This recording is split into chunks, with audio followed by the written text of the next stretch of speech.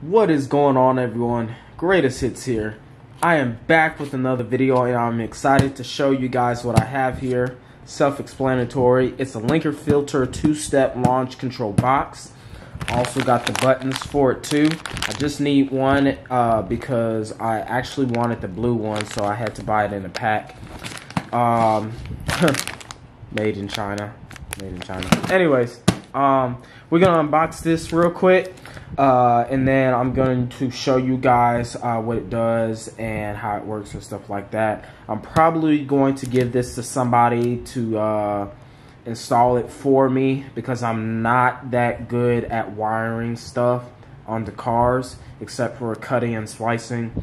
But this install should be easy to install from the begin with, but I just don't want to mess anything up. If not, I'm gonna do it myself. So yeah, let's get into it. Alright guys, so here's everything here.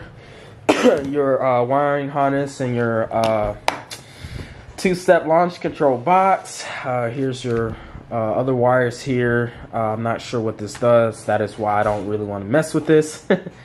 But this right here is your actual TVS, which is diode here. This limits how much voltage goes to this, I guess. And because I kind of read this paper here already. There's also instructions that they give you as well, so you know what you're doing. Right here, the little diagram and some steps and everything. Nitrous solenoid, line lock, or trans brake. Here's some bolts here and some Velcro with a sticky end on the side. That way you can place it back here and mount it wherever you want and bolt everything in. Like I said, I got the buttons.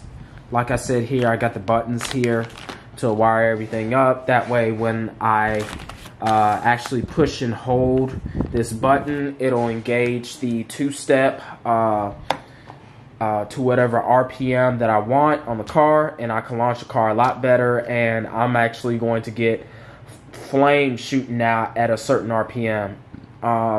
It's usually around 3,500 or 4,000 RPM or higher, depending on which RPM you want to set it at. Is when you actually can see flames shooting out your car and just crackles and pops. It's just going to be insane. That only really happens when you're in that RPM or when the engine's already running at operating temperature and at a little over 200 degrees. But if you're revving at 2,000 or maybe 2,500, you're just only going to be hearing crackles and pops and no flames shooting out. But we're going for the flames, all right? So right here, you got your RPMs. That's hundreds here. See, it goes 1 all the way to 9 and then back to 0. Here's your thousands, 1 all the way back to 0. 1 through 9 back to 0. So you basically take like a small little flat tip screwdriver, smallest one you have, and turn the dials to whatever you want. And then if y'all can see that, I don't know if y'all can, but there's arrows right there. So you don't want to just flip this thing to whatever RPM you want. I mean, essentially, because every engine is designed differently and it maxes out at a certain RPM differently. So there's an arrow, so you want to point that arrow to whatever RPM you want to the specification and go from there. The red light here will just come on when the power's on and stuff like that. And here's instructions here for 12 volts, and ground is green, and etc. for the wiring here. Yellow for 12 volts and green for ground. This right here is actually set to where you want to limit your actual RPM. So I rev all the way to 6,400.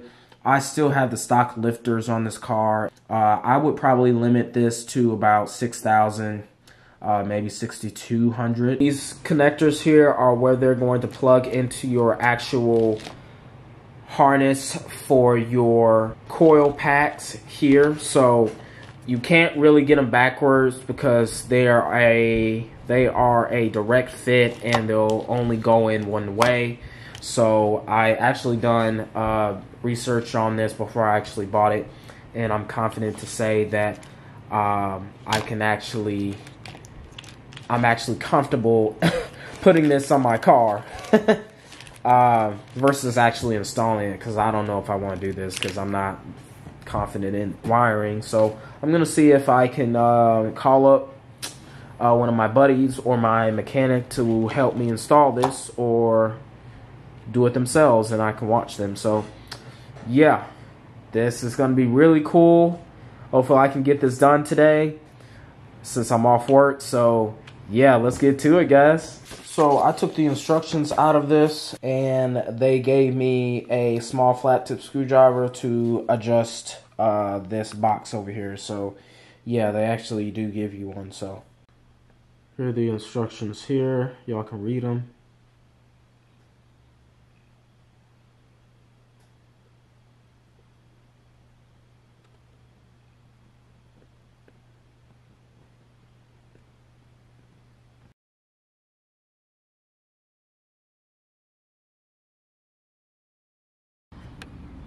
Okay guys, so the Lingenfelter box is going to sit right here. I'm probably going to have to drill holes in here. I got my drill bit. So hopefully I can drill holes in here and get the screws in. If I can't reach these wires all the way to the driver's side, then I'm probably going to mount them on the other side of the strut tower. I'm going to take these this lock off if I can. You just unplug this simply. This controls your entire ignition. If this is unplugged, then your car's not running at all. So see this end here? You're going to plug this end in there and then plug this end here on this top wire right there. That's literally all you have to do. Same thing on the other side, and it doesn't matter which side, you can't get them mixed up. So, like I said before. So, yeah. I'm just gonna kind of rig this up for now, just to see if it works after I get everything installed, and then go from there. Okay guys, so I have the Lingenfelter box mounted here. I'm gonna put 2 extra bolts down here instead of just up top. I already got the double-sided sticky Velcro in the back. I've already set the RPMs and everything to what I want. This arrow is at 2 and that arrow is at 0, so that's 2,000 RPM that I can hold the two-step to. The secondary here is at, let's see, 6 and 2. So 6,200, that's where I want it for now. Since, I mean, 6,400 and 6,500 red line is just, it's just overkill for this stock motor. It's not a stock motor, but, you know, it has valve train and Texas speed can and all this kind of stuff. But there's no reason to go 64, 6,500 when I'm not making any power at that RPM. So I already got this wire kind of rigged up for right now. I'm going to cover this off. I have this wire over here wrapped up in wire conduit, if y'all can see here. See that wire hiding underneath there. This is just to keep it from being exposed. I'm halfway done. There's the button here. And also, I plugged both wires, the yellow and the orange wire, since they're a 12-volt source or whatever. I plugged it to the red wire and then the green wire to the ground wire, because the green and the black is ground, and once you press the button, everything works. So I have the dash cluster out so I can route it through here, underneath here, and hopefully somewhere in this area. I don't know if I want it at the shifter because I'm not sure if it's going to reach that far.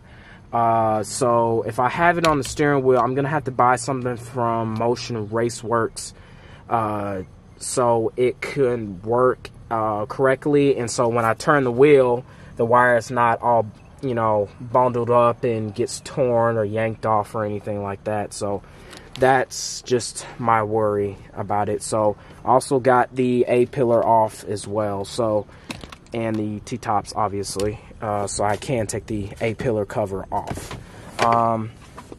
Yeah, hopefully I can give you guys a little bit of footage. Once I'm done with this, I'll show you what I got, and then after that, maybe in the next day or so, I can get somebody behind the car so I can do the two-step and the launch for you guys on the street.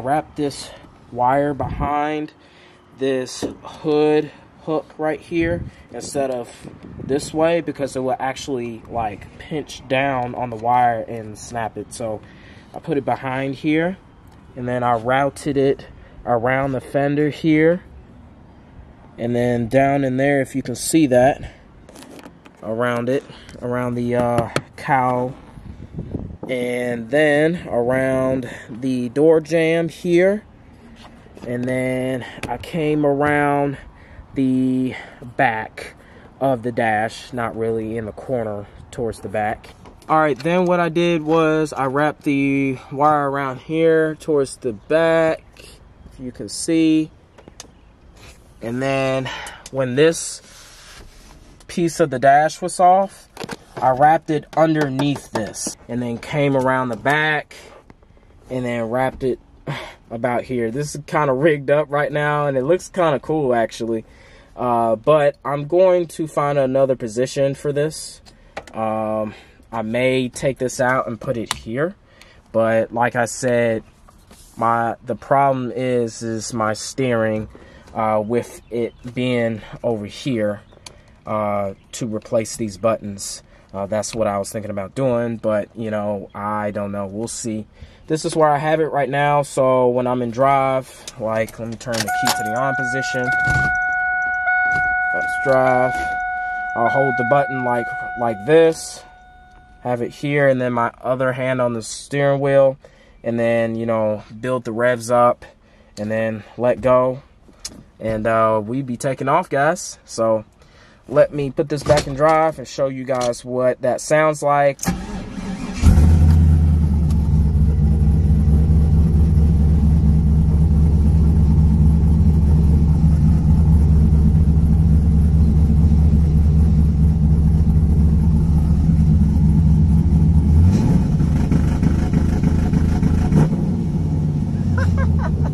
As soon as I let go, the RPMs climb up. That's so cool. That's so cool. Love it. I'm gonna cut this off, and we're just gonna have it like this for now.